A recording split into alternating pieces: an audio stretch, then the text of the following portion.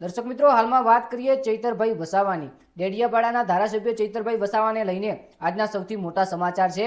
આજે રવિવારના દિવસે બધે ગામો ગામ ચૂંટણીના મતદાનો લેવાયા છે અને ત્યારે મિત્રો ચૂંટણી પહેલા એક મોટો ધડાકો થઈ ગયો. જી આ મિત્રો, સૌથી મોટા સમાચારની વાત કરીએ તો ચૈતરભાઈ વસાવા, રાજુભાઈ કરપડા અને ગોપાલભાઈ ઇટાલિયા. જ્યારે આ આમ આદમી પાર્ટીની અંદર ખૂબ જ સારું એવું નામ હતું અને હાલમાં નામ છે, પરંતુ રાજુ કરપડાનું નથી.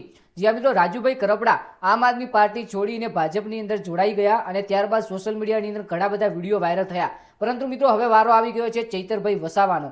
જી મિત્રો, સૌથી મોટા સમાચારની વાત કરીએ તો ચૈતરભાઈ વસાવા આટલા દિવસ તો આમ આદમી પાર્ટીની અંદર જોડાઈ રહ્યા હતા અને જોડાયા છે હાલમાં તો, પરંતુ જે આવનારો સમય છે તેની અંદર ચૈતરભાઈ વસાવા ભાજપની અંદર જોડાવા જઈ રહ્યા છે. જી મિત્રો, સૌથી મોટા સમાચારની વાત કરીએ અને પ્રૂફ પણ બતાવીએ કે આખરેકાર ચૈતરભાઈ વસાવા ખરેખર ભાજપની અંદર જશે તો ગોપાલભાઈ ઇટાલિયા એકલા પડી જશે. કારણ કે રાજુભાઈ કરપડા જ્યારે આમ આદમી પાર્ટીની અંદર હતા ત્યારે સારું એવું નામ હતું અને ગરીબ ખેડૂતોના નેતા એટલે કે રાજુભાઈ કરપડાને ઓળખવામાં આવતા હતા. ત્યારે મિત્રો રાજુભાઈ કરપડા ભાજપ છોડી અને આમ આદમી પાર્ટી છોડીને ભાજપની અંદર આવ્યા. પરંતુ મિત્રો હવે વાત કરીએ ચૈતરભાઈ વસાવાની કે તેઓ આમ આદમી પાર્ટી છોડીને ભાજપની અંદર આવશે તો આખરેકાર આવું આપણે વિચારવું કેમ પડે છે અને આવું લોકો શા માટે કહે છે?